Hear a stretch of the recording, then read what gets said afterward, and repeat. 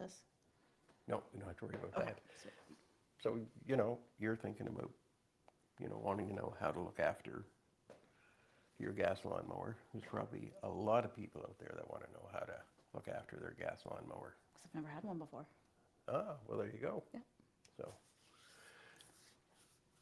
So, okay, we're good to go. We're live. Okay, hey everyone. It's Chris here again in studio, and Sarah's here with me. Hi. Today is a really exciting, fun day. Sarah's asked questions about how to maintain a gas lawnmower. She's never had one before. She's thinking about getting one, but is concerned about how to do the maintenance.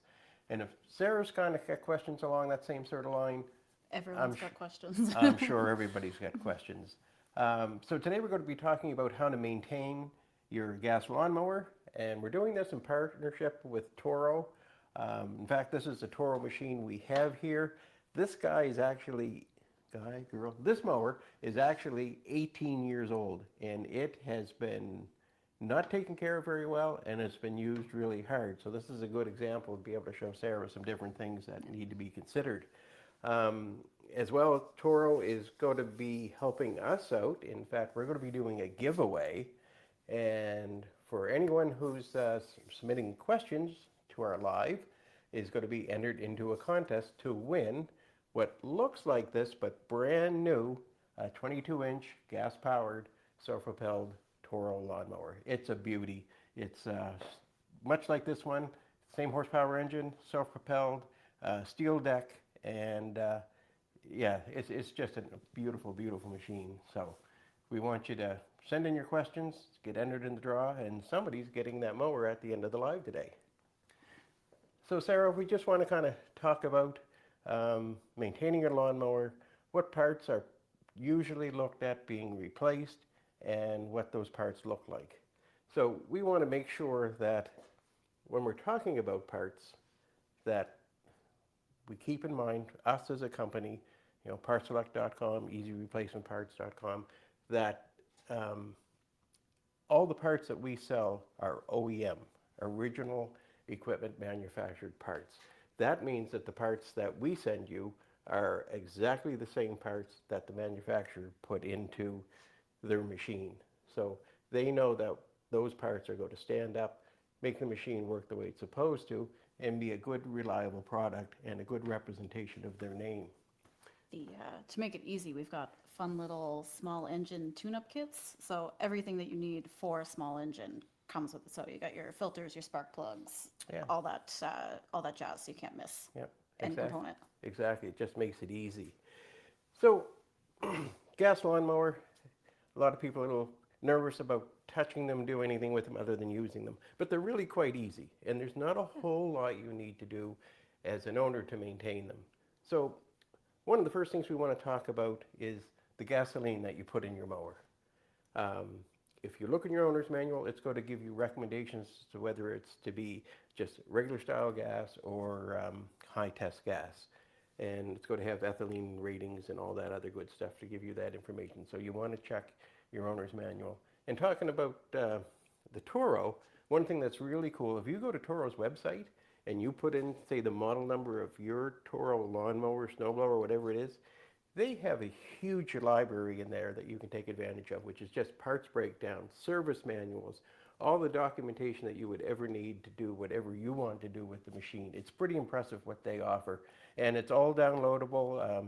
You can, if you've lost your owner's manual, you can find your owner's manual online just by putting your model number in, and you can download it. So they have a beautiful library. It's very easy to work with, and I got to give them, full points for making that stuff available to the public, which is great.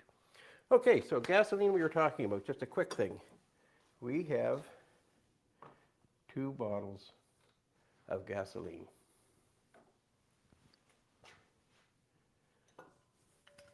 So this is a 4-cycle engine, uses 4-cycle gas.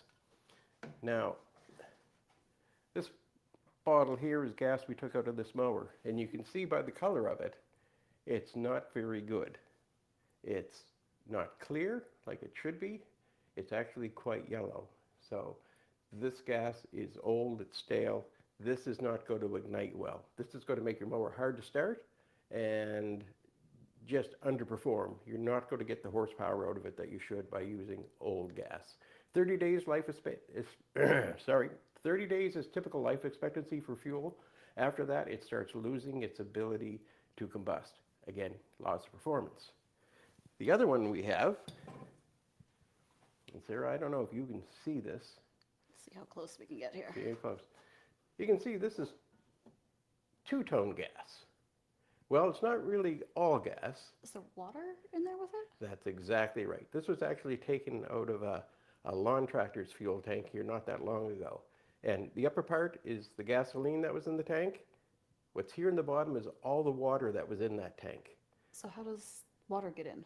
Condensation, poor fitting gas cap, and if you've got plastic gas cans that you have your fuel in for a long time through various season changes, you're going to get condensation inside and they're going to pick up that water.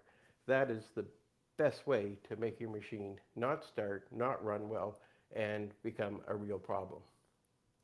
You get water in your gas, water in your carburetor, you're going to get corrosion. So make sure you're using fresh gas. Always, always, always.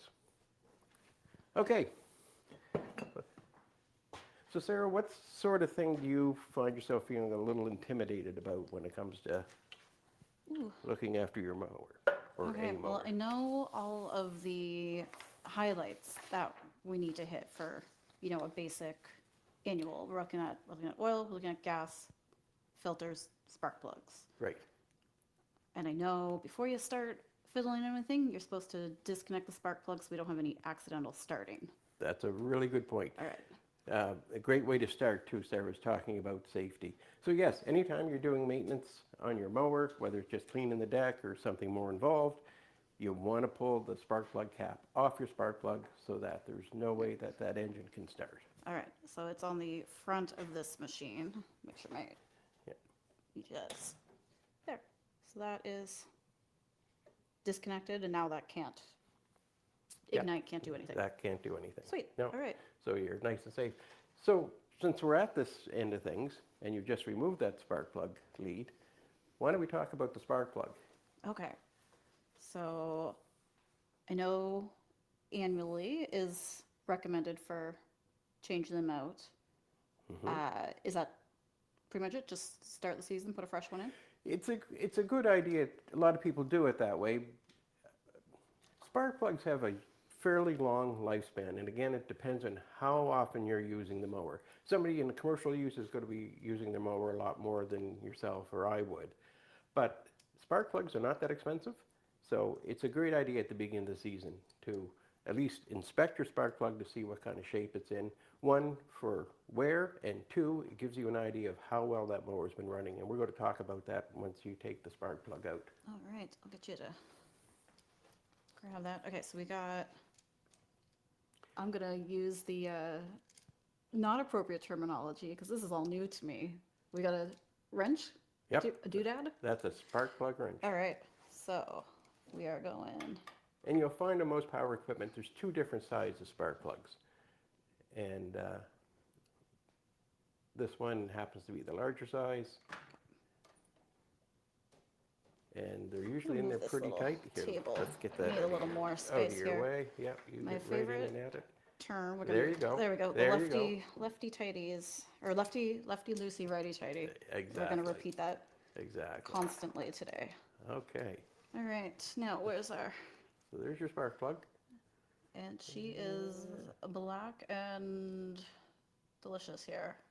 So that is not what you want, correct? Not ideal, and you'll notice, and I don't know if you folks can see this, it's actually a little bit wet looking. Do you want me to demonstrate? Yeah. If we've got gloves here, but yeah, there's some crud coming off. Okay, so talking about spark plugs, when you take your spark plug out, ideally you should see a condition in where the electrode or the centerpiece down inside, which on this one is very black, but ideally it should be tan colored and almost fluffy looking. That shows that you're running with the ideal mixture and the best temperature, so that it's the right plug for your machine. If you're seeing it dark, sooty, or high carbon buildup, there's a fuel mixture problem. If you're seeing that it's completely white fluff on that, that spark plug is running too hot, and it may very well not be the right plug for your machine. We got a side-by-side comparison. So the one I just took out of this, I mean, hopefully this has been changed more than once in 18 years, but there's the used versus a brand new. Yeah. So if your spark plug is, as this one is kind of wet from oil, that's an indication that there is something wrong within the engine. And I've had this machine running. It smokes like a trooper. If you want to mow lawn and not be pestered by mosquitoes or black flies, this is the machine for you because it smokes that bad. It starts easy, so I'm thinking I haven't had it apart, but I assume that the rings are probably worn a little bit, or certainly at least the valve guides, because it is actually pushing oil right up into the cylinder to the point that it actually starts to drip out of the muffler. So, you know, that's a fairly significant repair, but again, after 18 years, that's, you know, not the end of the world. That's pretty good. All right, so when we're putting a new spark plug in, it's got to match. It's got to be the same. That's right. There's different, is it sizes? Different sizes? It's not so much size, but you're right. You want to have the proper spark plug for your machine, because there is the concern if you use the wrong one, if these threads are too long, it's going to wind up having the piston hit it, and that can damage your engine. If it's not the right plug, it may not be the right temperature. In other words, this plug may run really hot, and if it does, there's the risk that it's going to actually burn a hole through the piston itself. So make sure you get the right spark plug for your model. And then you'll have user manual would say what that is. You're absolutely right. And Toro's owner's manuals have a lot of terrific information in them, and they'll give you the part numbers for your spark plugs. They'll give you the gap setting. All right. Yep. I got your fancy tool here for determining if it's gapped correctly. So gap setting is simply the distance between the top electrode, the top piece, and the center electrode where your spark jumps across.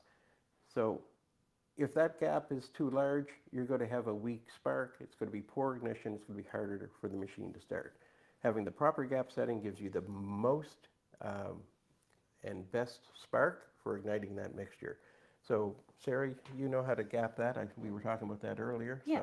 So we got the number from the box already, and this is this little device. It's like when your your measuring cups start wearing out when you can't see the number on it. But Chris assures me this is the correct number needed for. So this is a feeler gauge that Sarah's using now, and it's simply just a matter of putting the proper thickness that, again, as Sarah mentioned, is in the owner's manual.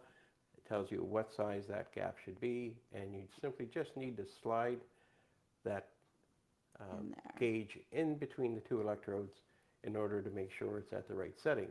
Now, if that feeler gauge slides through really easy, it might be a little loose because it's just sliding right through. Yeah. So you want to be able to just feel a little bit of tension.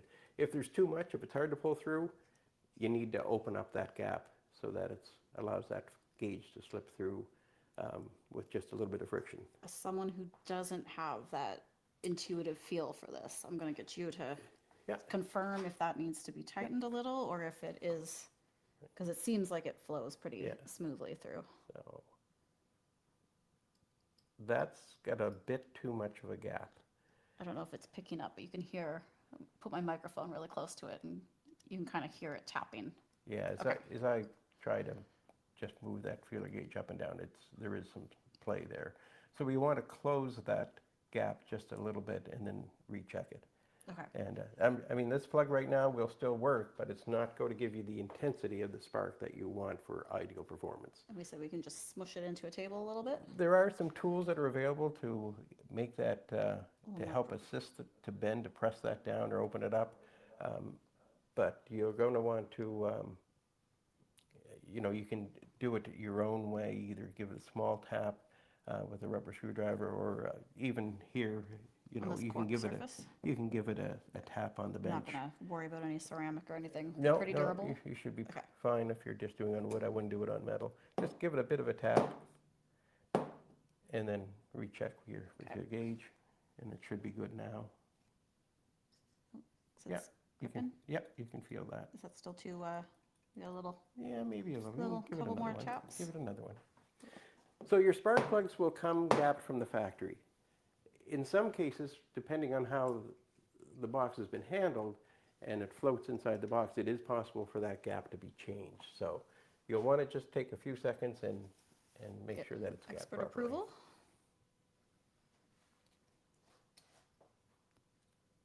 Oh yeah, that's fine, Sarah. That's That's great, perfect. perfect. Yep. All right. So that's all set to be put back into your mower. Reinstalled. I don't want my head blocking what I'm doing here, but, so that end, just gonna hand thread it in first. Yeah.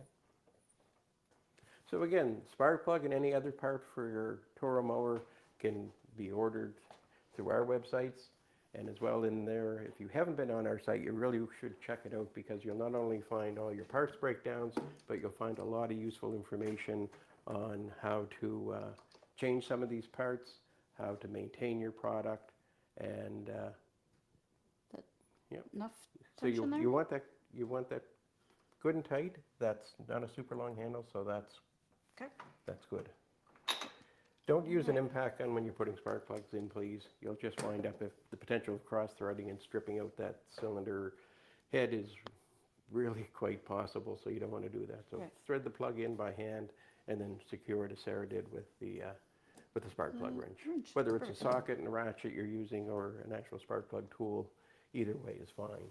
We're gonna keep the boot off for Yep. safety. So spark plug's done, it's all changed to new. Yep. But keep that off so that we don't have anything go wrong. So let's go look at the air filter now. Okay, that needs a tool. Yeah. All right, tool acquired. Okay. I'll let So you- for those of you who are watching, we also probably have some folks from TikTok that are joining us as well. And if you're looking to enter into the contest, then you simply just need to send us an email to video at, what is it? Fix? Yeah, video@fix.com. Thanks, Brian. Brian's here in the background. He's running this operation, so life is good. He keeps us on the straight and narrow. All right, Sarah, let's whip out that air filter. Okay. Just trying to adjust one of our screens over there, but it's not cooperating with me.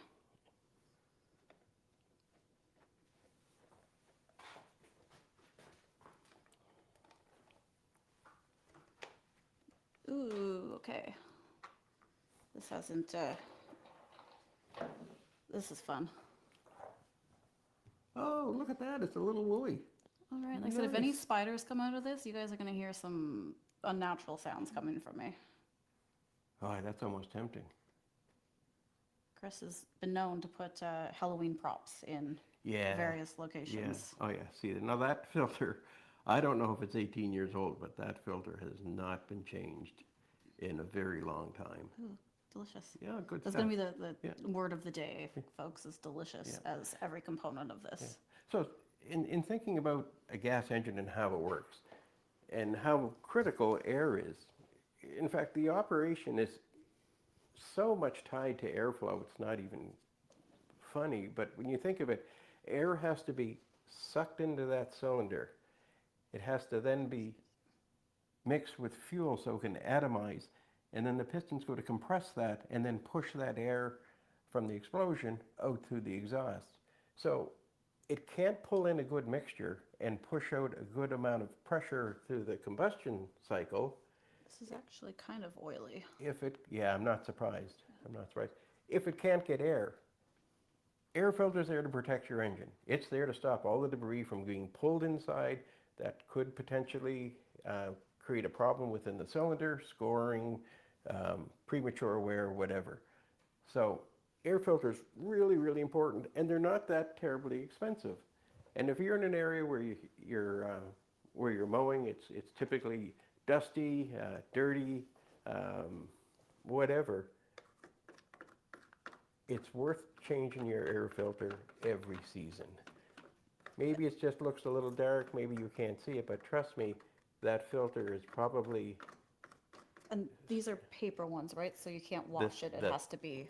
that's right. I'm That's just getting right. some of the extra. Yeah. And I realized I said oily, but that would be fuel that I'm smelling. And Well, on this one, because of the amount of oil that's been burning, it's quite might be. possible it could be either one. But anyway, air filter's not that expensive. Again, you can order it from our website. You're going to get an OEM Toro part. In this case, this is a Toro engine. If it's a Briggs engine, it'll be a Briggs part. Whatever the manufacturer used, we're going to have the right filter for you. So it'll fit right and perform right. If you have an aftermarket filter, it may fit, it may look the same, and yes, it may be at a different price point, but you don't know that its filter capabilities are the same. So while it may look pretty, it may be allowing a lot of material to make its way through that filter, which is going to shorten the lifespan of the engine on your mower. So you may save a little now, but it's going to cost you a lot more later on. So stick with that OEM part. super easy to swap out. Yeah, and that one, this particular one has one screw that you need to take out and to do your replacement. There's other machines in which it just has a cage on it that you just rotate and it pops off and it's right there. So air filters, you're right, Sarah, is one of the easiest things to change. Yeah. And probably one of the best things you can do for your mower. So at this point, we've addressed ignition, airflow through the filter. And how hard was that for you to do? We're, 10 minutes into it, and they're already done. Very good. And we spent a lot of time listening to me yap, talking about The importance of changing them. the importance of it. So Right. Since we're on this side of the machine, you want to do gas next? okay, Does that make sense, or what would you suggest next? Well, the nice thing with these is we've got a plastic gas tank. We have a vented gas cap. Now, Okay, so you said before, though, the gas caps are how water can get in. So Yes. why do you want it? Does the vent, is it like only let fumes out but no water in?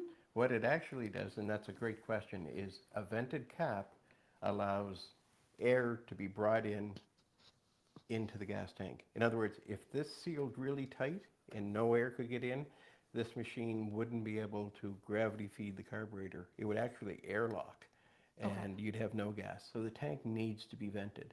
So if you've got a machine that's starting to surge or sputter and you can't figure out why, it's funny sometimes. You can just as easily just come over while it's running, and before it dies out altogether, just loosen your gas cap a little bit and wiggle it. Air will be able to get into the tank and fuel will flow as it should. Is it sort of like when you have one of those giant laundry detergent containers that has the dispenser spout, but you need to unscrew the top? To let air in. Okay. Otherwise, same idea.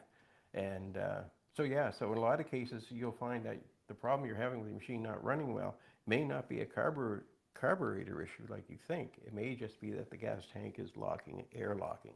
So just loosen the cap, see if it picks up its speed and runs smooth. Screw the cap back down tight, and if she starts to cut out, you know that the vent is plugged in your gas cap and you're going to want to replace it. And again, use good fuel. If it's older than 30 days, it may ignite, it may run, but you're not going to get the horsepower and you're not going to get the performance when you go to mow. So that's pretty much it as far as gas goes. You can inspect your fuel line just to make sure that it's not cracked or split or anywhere where maybe, having any kind of a leak. So we're talking about the setup. So that's where gas goes in. Yep. And then that is where it feeds to, because the carburetor is behind Yep. the air filter. Exactly. Okay. And we're not getting into the carburetor today. No, there's no reason that we should go down that road. We're going to do other videos later on where we'll be taking carburetors out and apart so you can see what's in them and how you can clean them and maintain them. But for this, as far as just basic mower maintenance, I think we pretty well will leave the actual carburetor till later. Because if you're just doing your annual startup, checking everything, that little guy should be okay. Yep. Cool.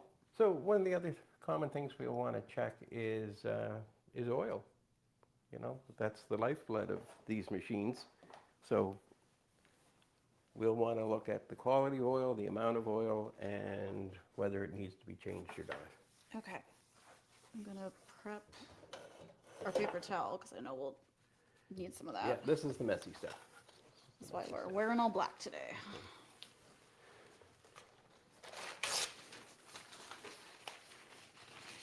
So folks, I hope you're getting some good information out of what we're doing. If there's something you want to know or didn't understand what we're talking about or whatever, please, put your comment in the chat and we'll do everything we can to answer for you. We do have a couple questions if you have a minute here. Sure. Yeah.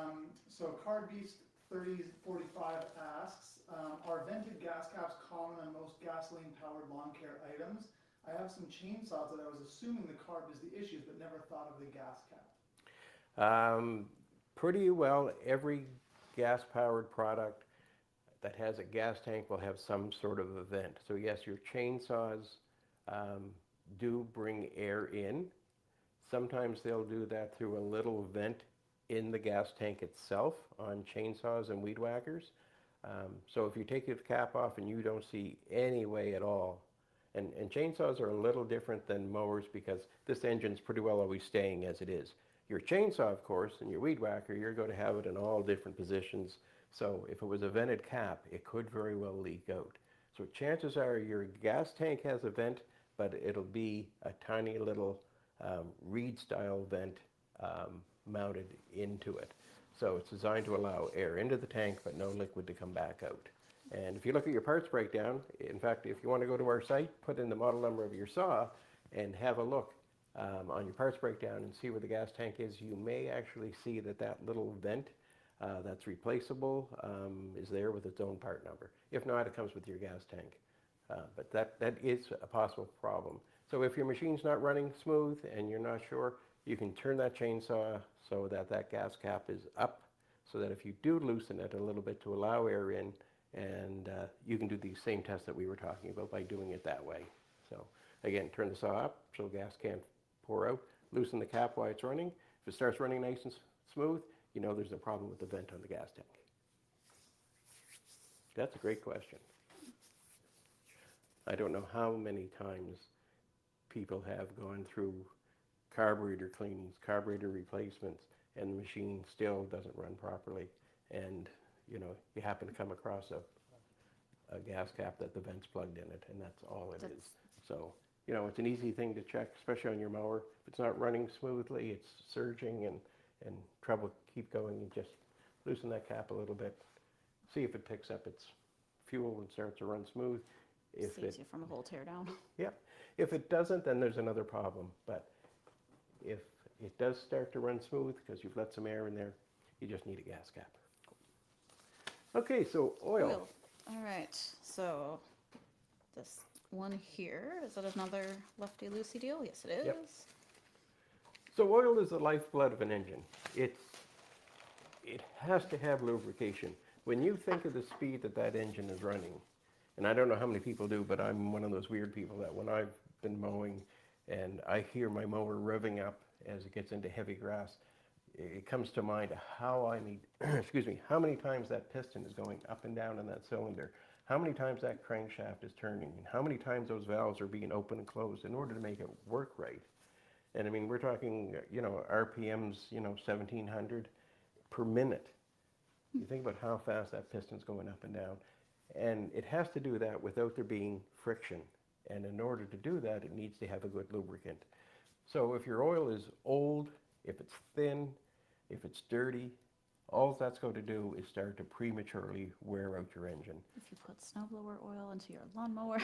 Well, and that's an temperature rating, yeah. That's a good point. Temperature rating. There's so many differences in climates that you have to think about that. And your owner's manual and TORO's manuals are really great. They have a great explanation as to which oil to use depending on temperature and climate, whether you're using it into a colder fall or if you're using it into a hot, dry summer. You may need to use something that's a little thinner like a 5W, or in most average climates, you're looking at running SAE 30 and you're good to go. And you may find that if you're fond of synthetics, you can certainly go that route. One thing to keep in mind, if you're using, and the machine came with SAE 30, You switch over to synthetic, now you're stuck to synthetic. There is a problem if you tried to go back to using regular SAE oil. It's going to have a negative effect on its lubrication abilities. So stick with the SAE, or if you make that switch to synthetic, you have to stay that way. Okay, so All right. when we want to find out, is there enough oil in this engine and what condition it's in? All right, so the steps: remove, give it a wipe. Yep. It's nice and clean, and then straight in and out again. Yep, straight. And actually, while it's clean, we got, I'm sure the camera's picking that up. We got the two little, so there's a low dot and then a high dot. So ideally, Oh, see if I can find you here, Sarah. There we go. So you're right. There's two dots on this one. does that help? Yeah, that shows them up. So the lower dot, of course, is the low mark. That's the least amount of oil you want to have in your engine. The upper mark is what should be where it's brought up to, is for a full mark. And anything over that is too much. All right, so straight in and out again. So all the way down and up. And, oh, we are over. So you can see a little bit of a sheen, and it's over the second dot. So Yeah. there's too much in there. And you know, that's something you typically see when machines start to burn oil. The person who owns it starts to recognize, because they check their dipstick, that, oh my God, you know, it's smoking, my oil level seems to be going down. So I'm going to add extra to allow for what it's burning. While it does keep the flies away, which is great, now you're adding another problem. You're going to wind up having a situation where there's more oil in that crankcase, and when the piston is pulled back down or pushed back down on the power stroke, it puts pressure in your crankcase. If there's too much oil, you're going to wind up starting to put excess pressure on gaskets and seals. So try to keep that a little bit over the full mark, not a problem. This one, too full. But the way it burns it, it'll use that in no time. So changing your oil.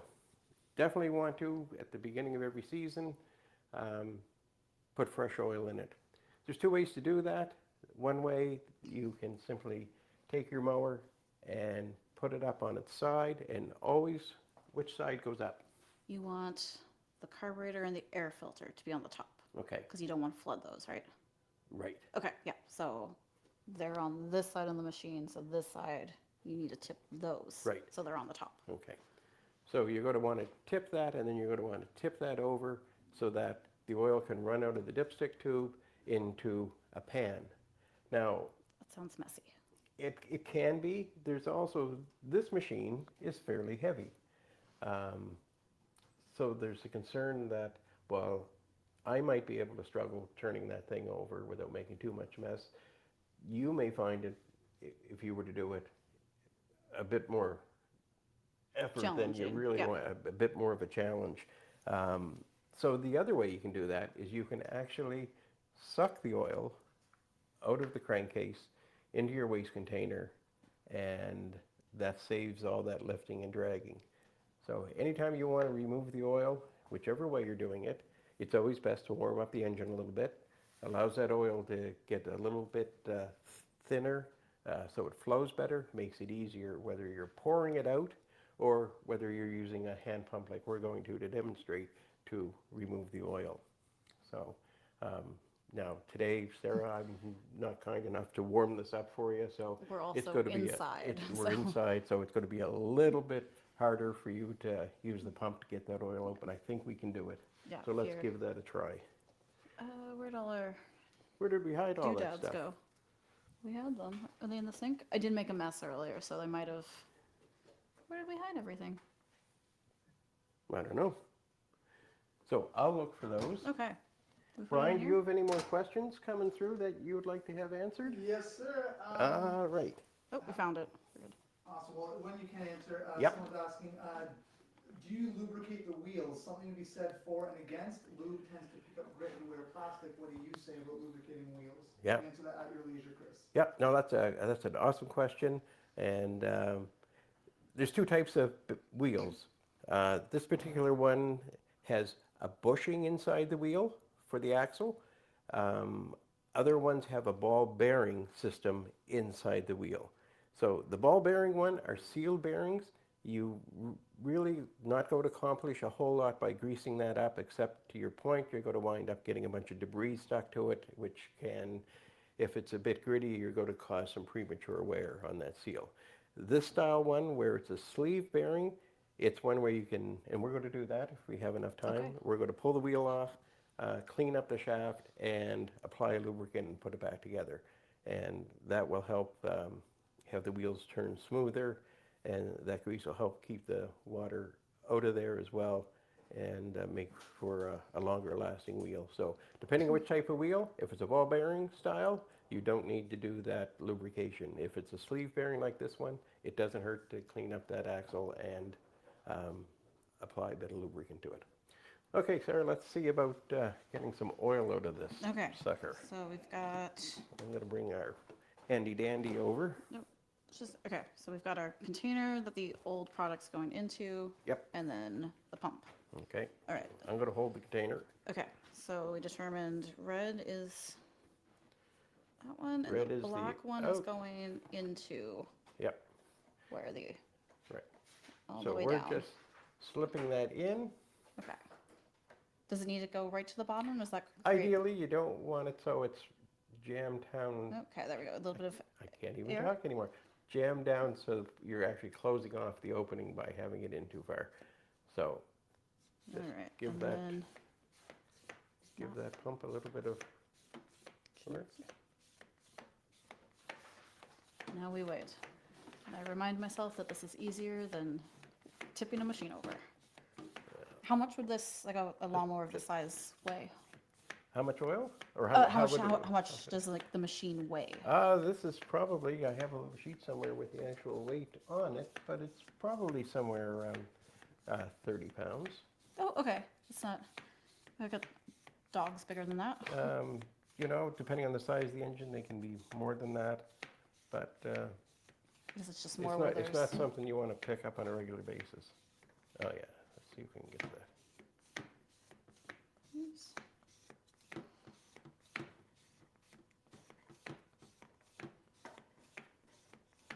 You're not getting Let's get anything. another question, Brian, while we're waiting for this oil to flow. Yeah, Sounds good. nope. That's not going to do it right that way. Is it all? I'm going to tight? time that pump a little bit. All right. What's the question you got there, sir? Well, this one's about self-propel belt. So Jaden44 on YouTube says, I have a TORO mower, self-propel belt under it got bound up and came off track. How difficult to find parts for it and to swap that out? How often should we do our changes of these types of things? Oh man, that's a fantastic question.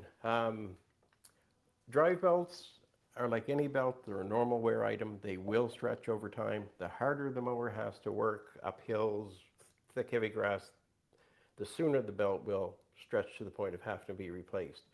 Yours, if it's starting to fall off or get bound up, is definitely stretched to the point it should be replaced. So again, it depends on your usage as to how often. Typically not something you do every year, unless you're doing a huge property with a lot of heavy grass, so his machine's working really hard. But probably every couple of years, you're probably going to want to do that. It's not hard to do, and if it's a TORO machine, as I believe you mentioned, our website, again, go to it and put in your model number. It will bring up your machine, locate the belt in the diagram, and just with a couple of clicks, you're going to be able to have that being sent directly to your home. And this will, again, be an OEM part. So as an OEM part, you're getting the same belt that was put on your machine when it was built. And I don't mean an 18-year-old belt. I mean a brand new belt with the same specifications that'll last. So, you know, if you're seeing that QR code pop up, you can scan that, and that's going to give you all the information you need for being able to do it. TORO as well, from their site, has a ton of information on how to change those belts, and as well, you're going to see we're going to have more and more videos, and I think we've actually done one not that long ago on how to replace the drive belt on a Toro mower, just like this one. So it's not a horrible job to do. And again, the videos that are out there from the Toro site are very good and will guide you through how to do it.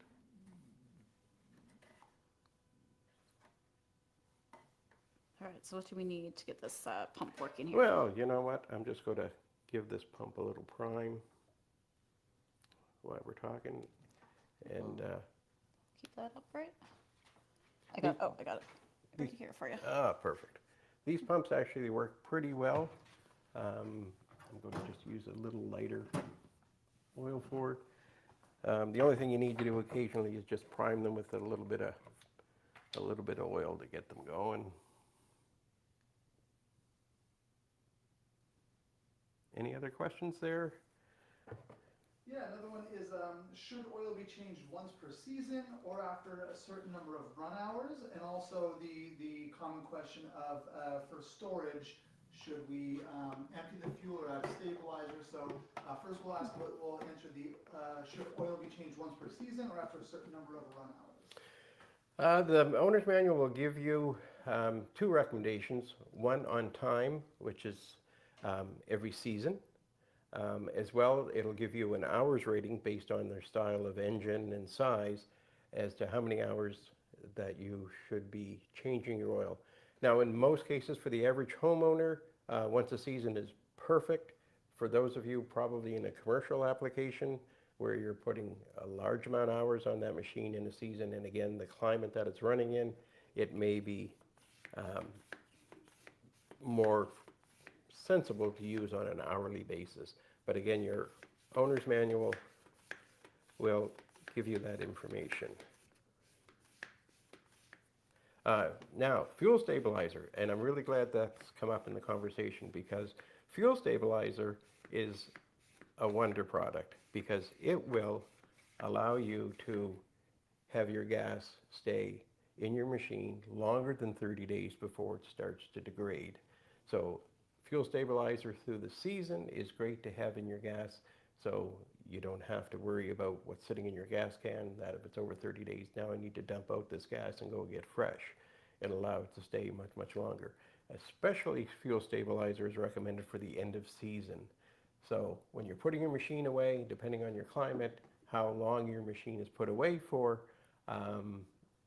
it's ideal to be using fuel stabilizer. It keeps that fuel from going stale, it stops oxidization, and really you just pour it in your gas tank, run your mower for just a short bit of time in order for it to pull that stabilizer mixture down into the carburetor, and then you're free and clear to store your mower, and you can be sure it's going to start for you in the springtime without any effort at all. So I'm a firm believer in fuel stabilizer. I use it in all my gas products, my motorcycles, my lawn mowers, snow blowers, everything. I just love fuel stabilizer. And Toro actually, since we're talking about Toro today and they're sponsoring us, they actually have their own fuel stabilizers that you can purchase as well. So yep, definitely fuel stabilizer. And then if you're storing it with a full tank of stabilized fuel, you don't get that condensation problem too, right? That's a really good point, Sarah. You're right. Ideally, your gas tank should be full so air can't get into it. And if you're lucky, you'll have one of these little pumps that actually works.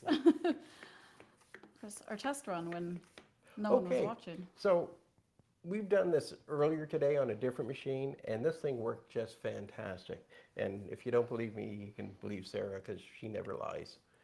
Did it work fine for us? It did because I spilled the oil all over the floor. Okay, so it got out of the machine so that it could end up on the floor. So in normal situations, with everything being what it should be, these little pumps will easily suck the oil out of the crankcase into your waste container without any real amount of effort or problems, not like what we've had here today. So we're going to pretend that that all came out. And this would be a bucket full of black sludge. That would be, you know, about, depending on the size of the mower, would be anything from almost a quart to 3/4 of a... So when you're going to put new, assuming this is empty, am I putting this whole bottle into my machine, or do I need to measure that out ahead of time? You need to measure it out. You'll see in this case, this is a 18 fluid ounces. If you check your owner's manual on your machine, you'll probably see that they make a recommendation on not only what weight it is, as this is SAE 30, which is the typical for summer use, but your owner's manual will also tell you the exact amount that should be put into the crankcase. So if your manual tells you that it's 18 fluid ounces, the whole thing goes in. If you have a larger container or a smaller container, you may need a second one or a partial of a second one in order to fill your crankcase properly.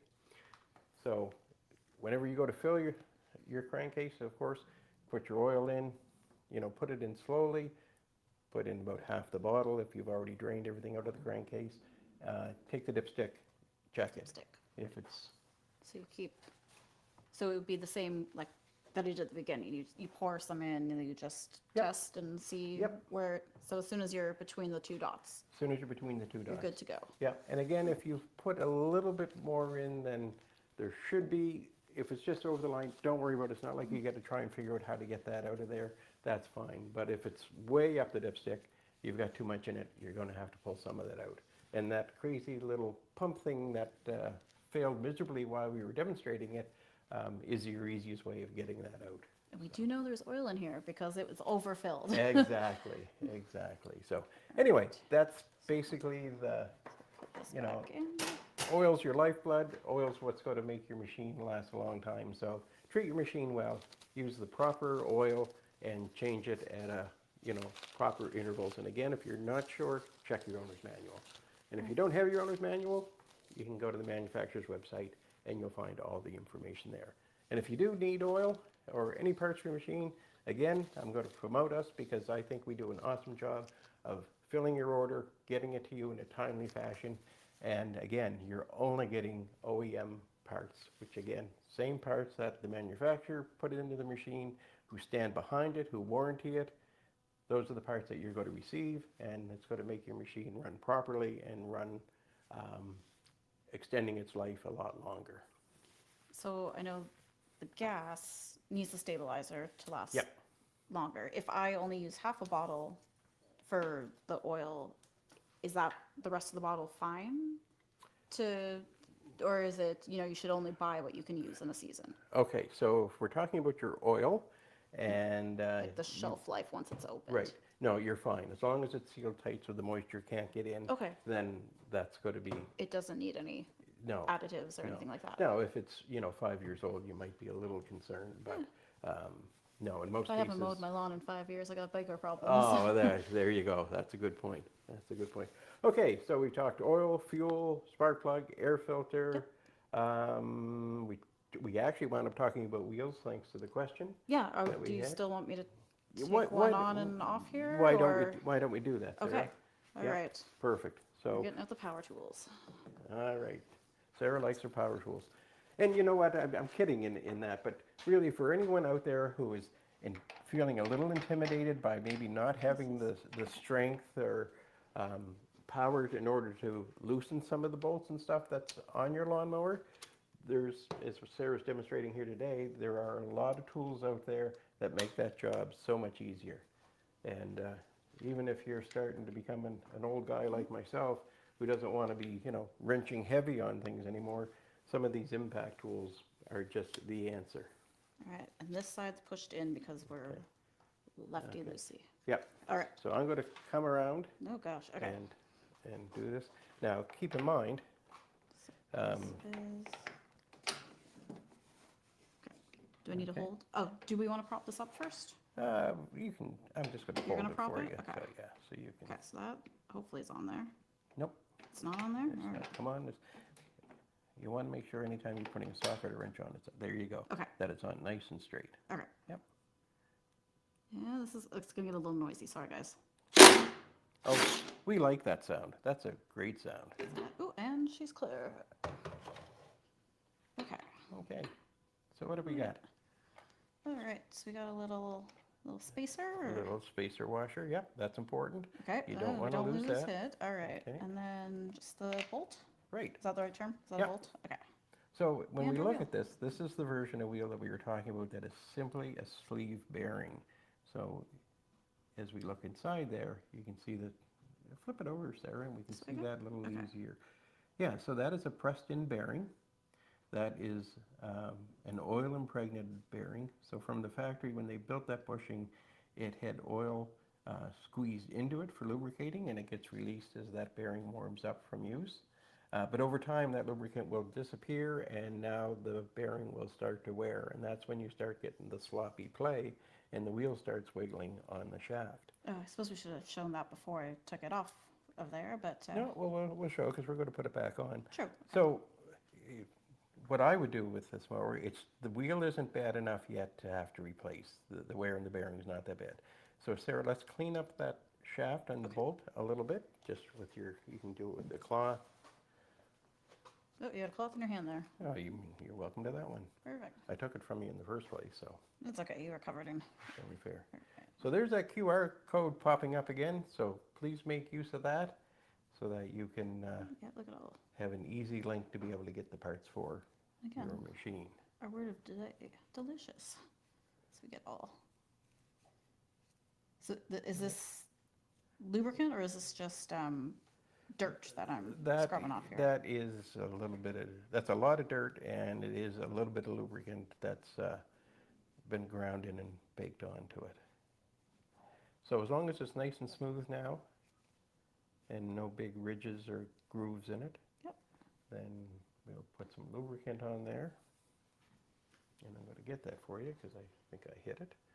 This is kind of you. Yeah, I do stuff like that all the time. There we go. Okay. Now, that lubricant I'm using, again, TORO has lubricants for Great. everything that they've used in their products, so you can order it from them as well. It's a fun color. Yeah, so this actually, what I have Doesn't that smell I fun. tend to use is actually a grease that comes out of the bottom end of outboard motors down in its gearbox. So it actually does not mind being in water. So it's very waterproof, and it's heat resistant, so it's not going to, flow out like water when it's a... So what's your method for applying Well, this? you can either use a stick or a screwdriver, or my favorite method is just Glove sticking it my in? finger in it and spreading it around. Okay, there you go. At least it's a nice color. It is. It's a great color. Green's. All right. Just think I'll. Do you wipe off the excess or just leave it? No, I'm As gonna. is. I'm Okay. gonna slide that back into the wheel. All right. So that's attached to the mower. This is the one we need. All right. So that drop down into there. Yep. Our spacer. Yep. Does it matter which way the spacer goes? Nope. Okay. But it's really important to remember to put that It's spacer on there. Okay. I'm gonna move this guy out of the Yeah. way. We're gonna. Maybe you had this lifted up a little. Okay. So that I'm gonna hand tighten this a little until I can grab the power tools again. Maybe. Can't see what I'm doing here. Well, that makes it harder. It does. Is that wheel gonna stay on? Nope, it's not in there at all. No, you just gotta go at it so that your bolt's going in straight. Nope. All right.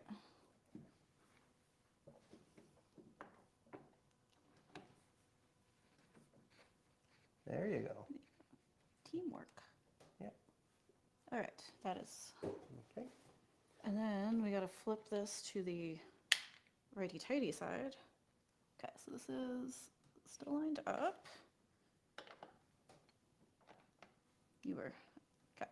I don't have that intuitive feel yet for when something is lined up properly.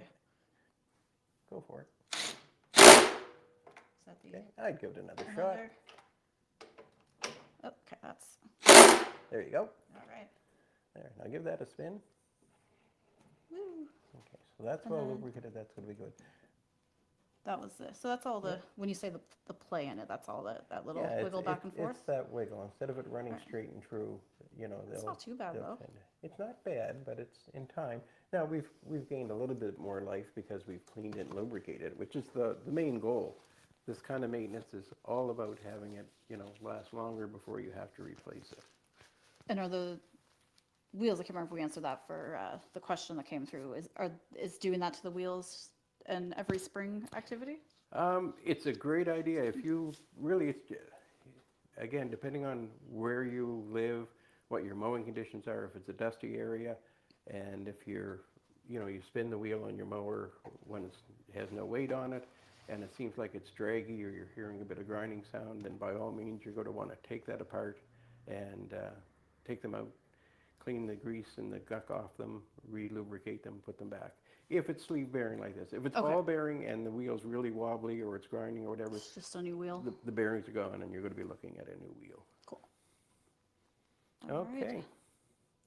We So- getting to the underneath now? Yeah, let's talk about the underneath a little bit. And I'm just going to tip that mower up. Yeah. So in most cases when you're doing underneath the deck, you may find it easier to put the mower up on its side.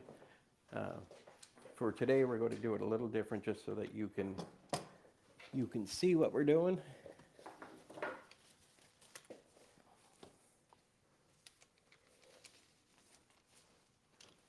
Any more questions while we rearrange our test subject? We definitely have more questions. All right.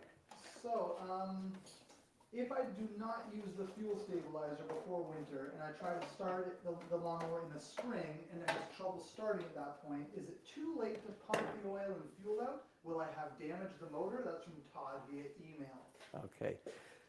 So great question, by the way. So if you've not been able to do some of the preventive maintenance stuff you would like to do when you put it away, you still should be okay in spring. So in springtime, and you didn't change your oil in the fall, change your oil in the spring. You didn't put fuel stabilizer in, great time to drain the gas that's in your gas tank of your mower and replace it with fresh. And at that point, again, depending on how often you need to use your mower, in the spring when the grass is heavy, you probably don't need fuel stabilizer right away. When you start getting towards through the summer into fall, when you're not mowing as often, that's when you want to start thinking about adding your fuel stabilizer. So you've not done any harm to your mower, it's just you've taken away some of the, what you've done is created some work for you at the beginning of the season instead of doing it at the end of the season. What else you got, Brian?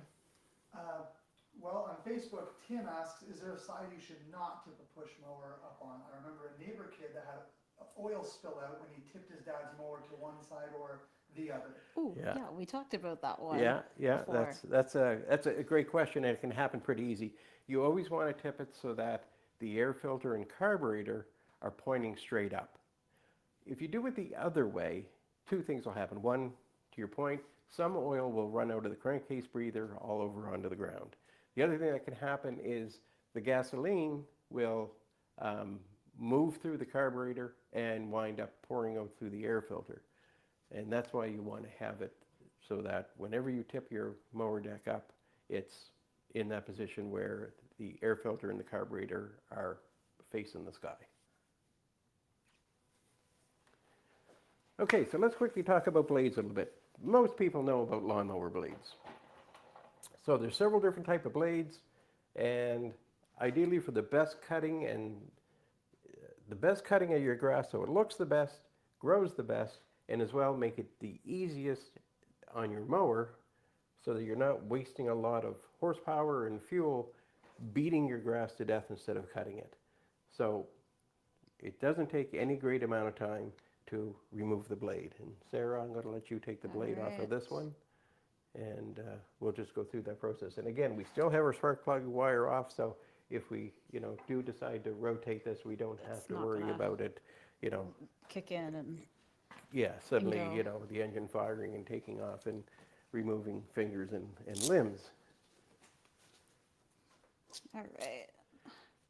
This is also an ideal time, and again, if it's on its side, it's a little easier to work with. We're doing it this way just so it's easier for you to see as we do it. You may even notice on our deck there's some reddish light shining through. So, Or stained glass, if you will. stained glass. So what those are, for anybody who hasn't already recognized it, is those are holes in the deck. And The red is simply the red colored duct tape I have on the outside to make it look prettier. It's a shame. This mower has some problems with the engine, but as you can see, the deck is rotting out on it.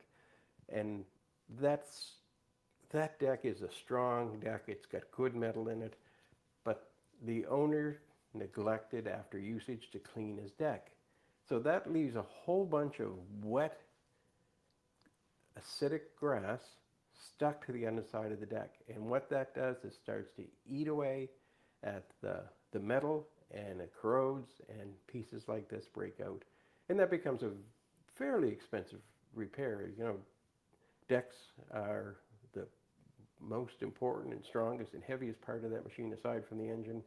And that deck, it's a shame to see that. It doesn't need to be like that. And all that was requiring at the end of the season is to, either at the end of the season, sorry, the easiest thing to do is after every mow, before you put your mower away, once the engine's cooled, tip the mower over on its side, carburetor up, and use whatever tool that you're most comfortable with, either a putty knife, a screwdriver, a wire brush, whatever. Get that old grass out from under there, and your deck won't look like this one. Be this one. You can see we got tons of yeah. Yeah, and we've cleaned some of the stuff out of there already, and we've left some so that you can see what it's like. But it's a shame that mower deck should be almost like new, even after 18 years, if it had been maintained properly. So the amount of time it takes to do that, when you're done mowing, tip it over the proper way and just get that grass out from underneath. And take this guy for a little walk. This one has a fun feature on it. You really like that. I do, yeah. So if you can, this blue cap here, you can take your garden hose and connect it. And then you don't have to tip the, again, for someone like myself, I don't have to tip the machine. I can just hook the garden hose up and then wash it out completely. Yeah, it's a really cool, TORO has that on their mowers. They've had them for quite a while. And it's really cool. Right here is where, right here, this guy here is where the water will come out and then blast the underside. So what it does, to Sarah's point, you hook up your garden hose and you have your mower either on a sheet of plastic or somewhere that you're okay with when the grass clippings come off of it. So you got the water flowing, you start up your mower, you let it run for a bit. That blade will now take that water and almost make it like a high pressure, like a pressure washer. And it will very quickly remove the grass from the underside. So it's not a whole lot of work. It does all the work for you. And not every machine has that, but it's a really great feature. And I commend TORO for making that option on their machines, because it makes it so much easier to clean the deck. And in cleaning it, it means the deck's going to last a whole lot longer. But even using that, no matter what, at end of season, before you put it away, make sure the deck is clean. Yeah, you don't want it sitting all winter. No, you don't. You're right. You don't want it sitting all winter with that moisture just eating away at your deck. And it doesn't hurt to, even at the end of the season, clean the deck off, get it so it's nice and clean, wash it off. And then you can even spray it with an undercoating or something that'll help, or even an oil mist is a great way to spray the underside of your deck to keep the moisture from doing terrible things to it while it's sitting there through the winter. Right. All right, so if we're talking about the seasonal startup, so I'm going to take this blade off, but do you need to sharpen the blades every single season too, or is that another it depends situation? Well, you may wind up, okay, so mower blade, spinning metal blade, it's designed to cut the grass, not beat the grass to pieces. So if you have a lot of hours, if you're doing a lot of mowing, you may find you're going to need to touch up the blade. To Sarah's point, you're going to want to put a nice sharp edge on it. Or if you've inadvertently hit something, a survey stake, a rock, a kid's toy, you name it, something that shouldn't be on your lawn that is. Sprinkler heads, they're always good for putting nicks and dents and bends in mower blades. If you've hit something or you've got a lot of time on that blade, then yes, mid-season, take the blade off, inspect it, and if it needs to have a bit of an edge put back on it, that's the ideal time. All right, so we got our, I think I switched out the, yes, I did. All right, wait, so we got the right one. We're Okay. holding this, right, so it doesn't spin? Yep. And did I put this the right way? Okay. No, all right, we're So, loosening. this mower has a blade brake, so it's going to make it difficult for that blade to rotate when we go to loosen that bolt. We're also going to be using an impact, which means it's going to apply a lot of quick ratcheting pressure to that bolt head, so there's not as much effort being put trying to rotate that engine when it's being done. If we were using a power bar or a wrench or whatever to try and loosen that manually, you would want to have a block of wood or something under there to jam that blade so it can't move, just so it can't spin around and hit you or cause you any harm. So keep that in mind. Just double checking that the spark plug boot didn't find its way back Yeah, on there. exactly. So if you're using an impact, have gloves on your hands so that you can get a firm grip and without hurting yourself. And again, using an impact, you can hold that blade and let the tool do the work for you. Wait, all right, so it's gonna get noisy again for a second here, folks.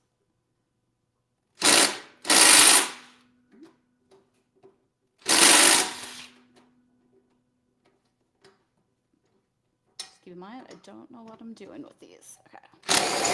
There you go. Perfect. We're new to lawnmowers and to power tools. But you can see how easy that made the job. Yeah, because that is a big bolt. Okay. All right, so now what are we looking at now that this is off? Okay, so let's take the bolt and take it blade off. adapter Okay. away. Everything's, Okay. Brian, do you have something there you want to throw at us while we're... Sure, I will mention that we're at about an hour and 6 minutes. Oh. So, we can look to wrap up soon if you guys are getting close. Yep, for And sure. we'll do our draw live, of course, before we do. Yep. so, But let's see here. Albert from YouTube asks, any way to clean a carburetor, or should I replace it? The needle keeps sticking and the motor doesn't get fuel. Okay, great question. So most carburetors are available as a complete assembly, or you can get repair kits. Again, depending on the price of a new carburetor and what a repair kit costs, you'll have to decide which makes the most sense. If you're comfortable in taking a carburetor apart and replacing the pieces that you need to, a new needle and seat and float, and perhaps there may be some welch plates you need to take out in order to clear some passages, and ideally using an ultrasonic cleaner is the ideal way to make sure that all those small tiny fuel and air passages get cleaned out. Works really well. But if you're not familiar with that and don't feel comfortable in doing a rebuild, then replacing the carburetor itself is a good option. And of course, most carburetors, when you get them, will come with new gaskets. If they're shown on your parts breakdown as not being included, then you'll want to order the gaskets that go with it as well. and as we're at that hour mark, we'll just make a reminder that I am completely new to outdoor power equipment, and we're walking through all the steps that a homeowner who isn't a veteran of the industry would do. So if myself, a complete beginner, can work through all of the seasonal components very slowly in an hour while we're explaining everything, anyone can do this at home. You've got a Sunday afternoon, you've got an hour at lunch, you can get your equipment up and running if I can get our equipment up and running. So No, it's a good point, Sarah. And if you're concerned about how to get the mower on its side or whatever, if you think it might be too heavy, then just have someone give you a hand, have a neighbor, friend, whatever, just to be able to help in doing that. But as far as doing the actual work, you're right, Sarah. Anybody can do it. And like I said, we have lots of helpful videos on how to do all this so that it just makes it easier for you, and you can save yourself a lot of money, and you're also going to make your machine last longer. You're going to get a better quality cut on your lawn, and it's just a positive thing all the way around. So since we're getting short on time, I'm going to give you a quick thing on blades, and then we'll move on so we can get the draw going, which is what we're really excited about. everyone wants a brand new one of these guys. Okay, so blades come as straight cut blades for a machine that just side discharges. Pretty well just a straightforward blade. Then we have mulching blades that are on machines that simply mulch. And you'll notice they're kind of unique because they have this little curvy wave to the blade edge, which is different than the straight edge that you see. So, blades. Some people think a blade should be razor sharp in order to do a good job. You know, the kind where you can take it, you know, give yourself that nice close shave. That's not the case. If you sharpen your blade so it's razor sharp, yeah, the first 20 minutes of using it, it's going to cut that grass like crazy. But afterwards, that fine edge you put on it is going to wear off, and wear off pretty quickly. So now you're back to having a flattish edge, and you're beating your grass to pieces again. So you want to make sure you put the same bevel on the blade that was originally there, and it does not need to be razor sharp. You're going to do more harm to the blade by getting it to the point it's sharp like a razor. Sharpen your blade can be done either with a grinding type tool, moto tool, disc grinder, bench grinder, or flat file. Flat file takes a little longer, takes a little bit of effort, but it's the ideal way in order to make sure that you're getting a nice even edge. And anytime that you've looked at doing a blade and you decide to sharpen it, you want to make sure it's balanced, especially the blade that had a nick or a notch in it, that you had to file your blade down or grind your blade down to get past that dent or chip that's out of it. You're going to want to check the blade to make sure it's balanced. So take this poor weather-beaten blade that's been just tortured. These little Cone shaped. balancing tools for lawnmower blades you can get just about anywhere. And you're just going to take your blade, set it on it, and the blade should be balanced. So let's see what this one does. Okay, that blade is totally out of balance. If we were to put this on a mower and run it, that machine is going to shake and vibrate like crazy.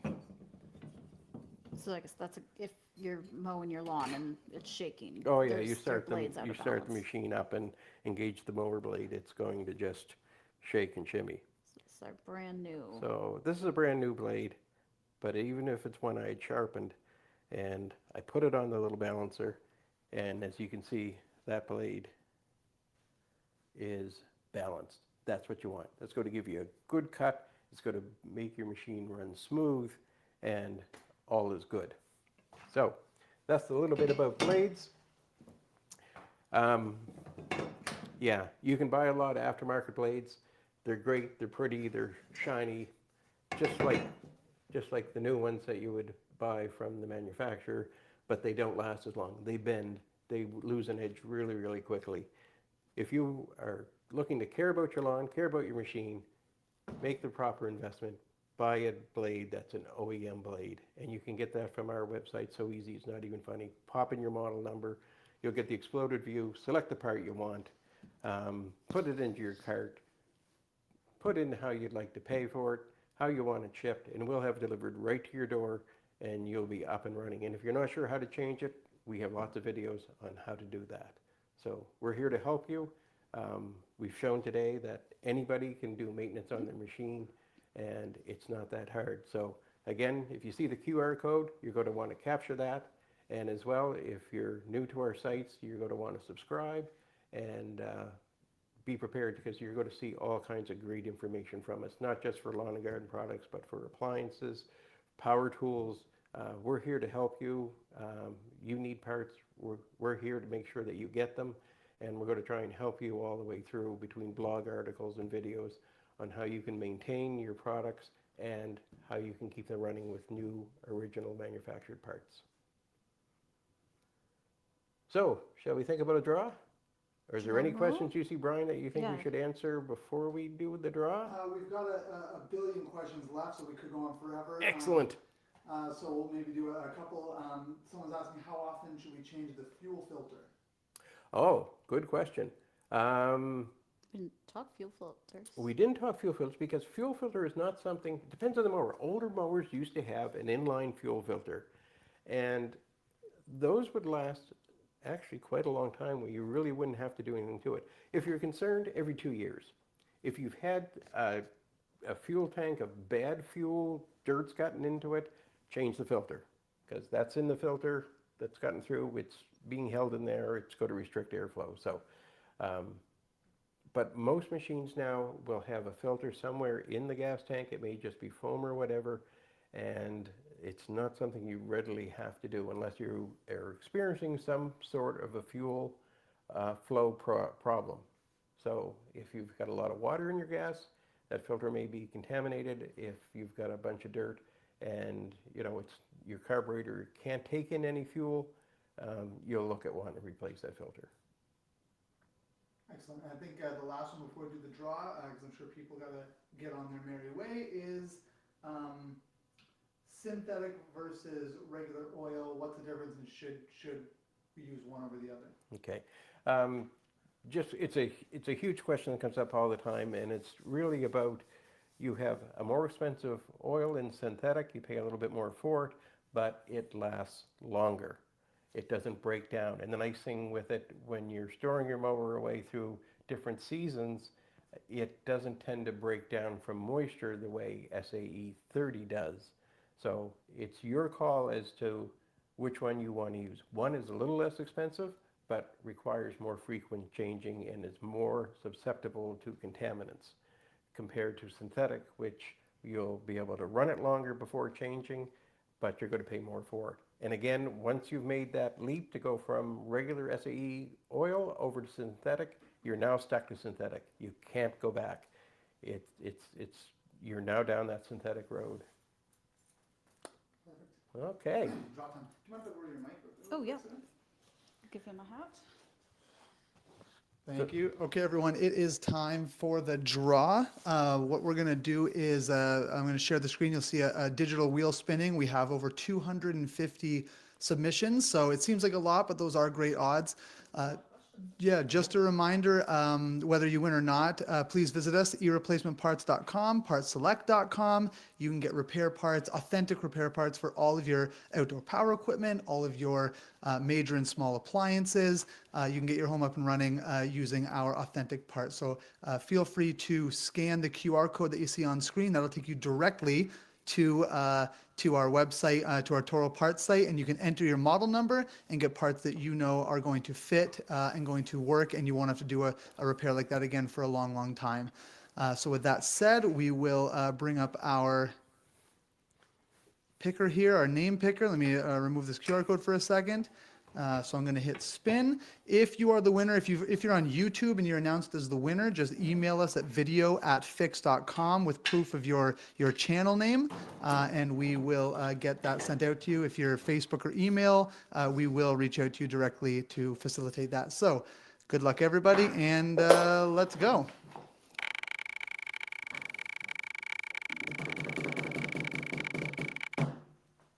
And the winner is... It's like The Price is Right. The winner is, it's moving backwards. This is stressful. This is just taking forever. Come on, just stop spinning. The wheel has begun moving backwards. It's too realistic. Yes. Come on now. The wheel's too heavy. Too many people. Well, this is very anticlimactic. I assume this wheel will stop at some point. There we go. Charles Stewart. So Charles Stewart, who submitted his question via email, we will be reaching out to you with details. TORO, who has kindly offered to sponsor the stream and give away this mower, they will arrange shipping to you as long as you are in the continental United States or Canada. If we find for some reason Charles isn't an eligible winner, we will redraw from this list of names and be in touch with whomever the winner is. So thanks again, everyone. I will pass this mic back to Sarah and give you guys back to Chris and Sarah as they say goodbye. Thanks again, everyone. Oh, that's awesome, Brian, and congratulations to Charles for becoming the new owner of a brand new TORO lawnmower. You're going to love it. It's great. And yeah, we really want to thank TORO for participating with us and making this draw possible, as well as providing support for us and for yourselves with all their parts and their information. They're just great partners to work with for sure. So Sarah, you did awesome. Thank you. This is new for you, but I think now you've got a bit of a handle and it's not as scary as it probably seemed. Yeah, no, outdoor power equipment is a little more intimidating than, say, a dryer or a dishwasher. So if you've learned anything today, it's not that hard, it's not that scary. You can do it yourself. Perfect. So guys, thanks very much for joining us today. We appreciate so much you being here and hope we've been able to give you some good information for you to do maintenance. And again, if you need parts, we're here for you. Right. Thanks, everyone. Enjoy your weekend. Like and subscribe.